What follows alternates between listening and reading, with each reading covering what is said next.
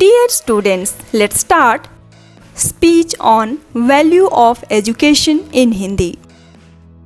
आदरणीय प्रधानाचार्य महोदय, उपाध्यक्ष महोदय, शिक्षकगण, मेरे प्रिय छात्रों और सभी माता पिता, आप सभी को नमस्कार। आज माता पिता व शिक्षक बैठक का दिन था। मुझे आशा है कि सारी बैठक ठीक ठाक रही होगी।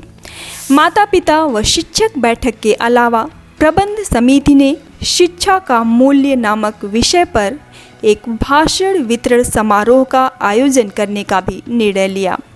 चूँकि यह विषय सभी के लिए प्रासंगिक है, इसलिए माता पिता व शिक्षक बैठक का दिन इस समारोह के लिए सबसे अनुकूल है। मैं शर्मिष्ठा वशिष्ठ माध्यमिक कक्षाओं की सामाजिक विज्ञान शिक्षक होने के नाते इस विषय पर भाषण देने के लिए चुनी गई हूँ। यद्यपि इस विषय पर बोलने के लिए यह अवसर सही है। मैं यहाँ सभी दर्शकों से पूछती हूँ, शिक्षा वास्तव में क्या है? क्या यह केवल शिक्षाविदों बुनियादी कौशल प्राप्त करने और एक तर्क संगत होने के बारे में है, या यह उससे कहीं अधिक है? और अगर यह उससे अधिक है तो क्या इसे स्पष्ट शब्दों में परिभाषित किया जा सकता है?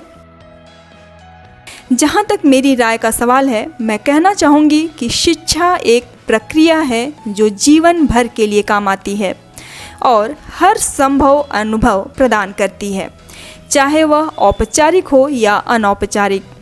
इसलिए मेरा मानना है कि शिक्षा कुछ किताबें या कक्षा की पढ़ाई तक ही सीमित नहीं है, बल्कि इससे ज़्यादा है।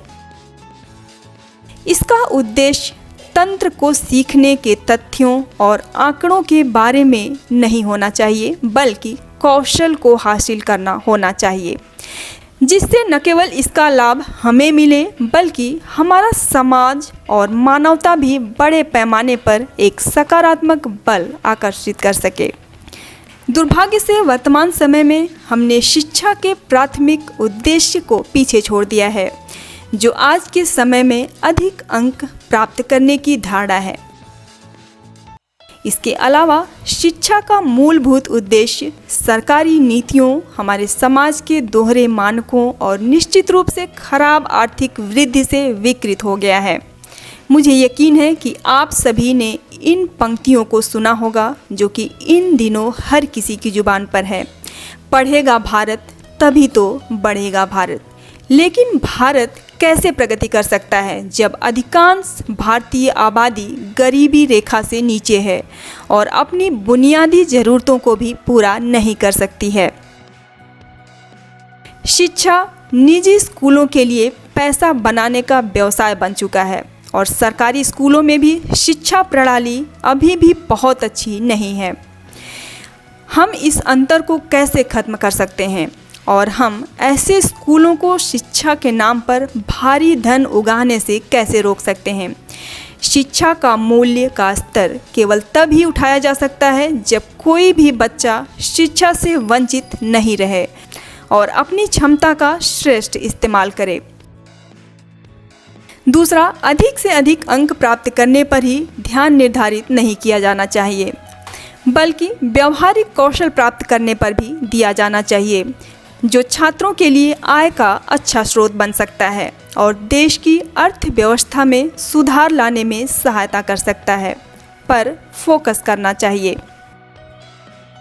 इसलिए हमें शैक्षिक संस्थान के रूप में हाथ मिलाने और हमारे चारों ओर रहने वाले प्रत्येक बच्चे को शिक्षा सुलभ बनाने के लिए मिलकर काम करना चाहिए और हमारे छात्रों को पहले गुणवान मनुष्य बनने और फिर महान विद्वान व्यक्ति बनने की कोशिश करनी चाहिए।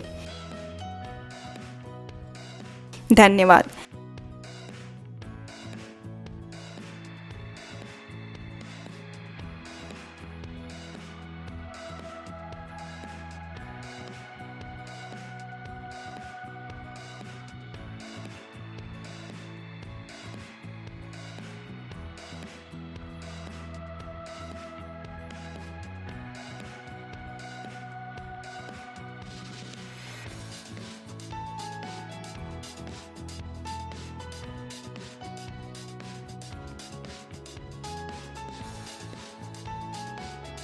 Thanks for watching. Please like, share and subscribe.